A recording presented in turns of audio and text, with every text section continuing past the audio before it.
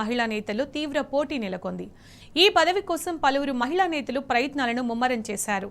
నేరేళ్ల శారద పదవీకాలం ముగియడంతో ప్రస్తుతం ఆ స్థానం ఖాళీగా ఉంది. త్వరలోనే కొత్త మహిళా చైర్మన్ను నియమించేందుకు ప్రభుత్వం సిద్ధమవుతోందని సమాచారం.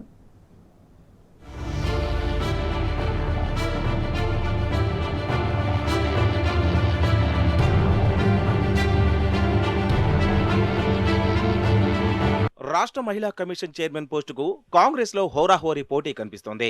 ముఖ్యంగా గద్వాల విజయలక్ష్మి పేరు బలంగా వినిపిస్తోంది. జీహెచ్ఎంసీ మేయర్గా పనిచేసిన ఆమెకు ఈ పదవి ఖరారయ్యే అవకాశాలు ఉన్నాయనే ప్రచారం గాంధీభవన్ వర్గాల్లో జరుగుతోంది. ప్రభుత్వ సలహాదారు కేశవరావు ఆయన సూచనలకు సీఎం రేవంత్ రెడ్డి ప్రాధాన్యతనిస్తున్నట్లు సమాచారం.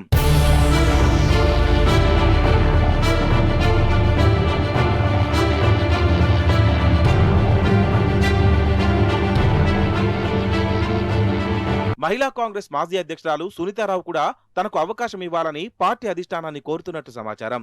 ఇటీవల అధ్యక్షురాలుగా ఎర్రబెల్లి స్వర్ణను నియమించడంతో సునీతారావు ఇప్పుడు మహిళా కమిషన్ చైర్మన్ పోస్టుపై ఆశలు పెట్టుకున్నట్టు తెలుస్తోంది.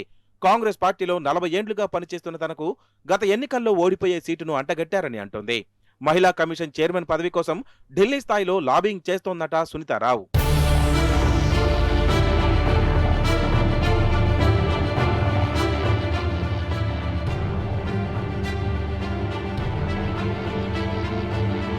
కాంగ్రెస్ గద్వాల నియోజకవర్గ ఇన్ఛార్జ్ సరితా తిరుపతయ్య కూడా రేసులో ఉన్నట్టు తెలుస్తోంది. గతంలో మహిళా కాంగ్రెస్ అధ్యక్షురాలు పదవి ఇస్తామని సీఎం రేవంత్ రెడ్డి హామీ ఇచ్చారని, అది దక్కకపోవడంతో ఇప్పుడు మహిళా కమిషన్ చైర్మన్ పదవిని ఆశిస్తున్నట్లు పార్టీ వర్గాలు చెబుతున్నాయి. అయితే ఎమ్మెల్యే బండ్ల కృష్ణమోహన్ రెడ్డి కాంగ్రెస్ లో చేరిన నాటి నుంచి గద్వాలలో పట్టు కోసం సరిత ప్రయత్నాలు చేస్తోంది.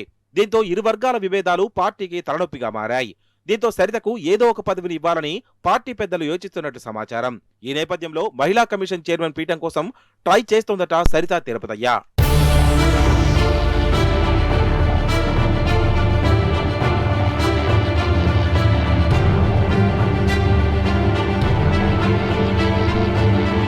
అదే సమయంలో మాజీ చైర్మన్ నేరెళ్ల శారద సైతం తనకు మరో ఛాన్స్ ఇవ్వాలని కోరుతున్నారట. శారదకు పూర్తిస్థాయి టెన్యూర్ దక్కలేదని, దీంతో రెన్యువల్ చేయాలని కోరుతున్నారని వినికిడి. ఇలా కాంగ్రెస్ మహిళా నేతలు మరికొంతమంది మహిళా కమిషన్ చైర్మన్ పదవిని ఆశిస్తున్నారు. పార్టీ కోసం కష్టపడ్డ వారికే అవకాశం ఇవ్వాలని డిమాండ్ చేస్తున్నారు. కొత్తగా పార్టీలోకి వచ్చిన వారికి పదవిస్తే సహించబోమని కాంగ్రెస్ పెద్దలను హెచ్చరిస్తున్నారు.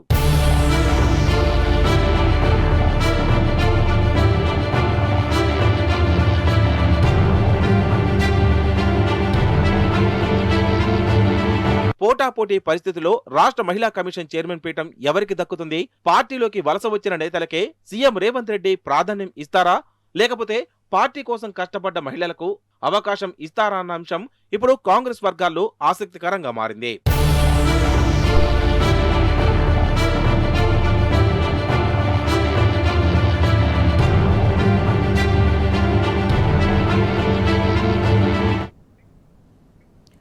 రేవంత్ పాలనలో అన్నదాతలు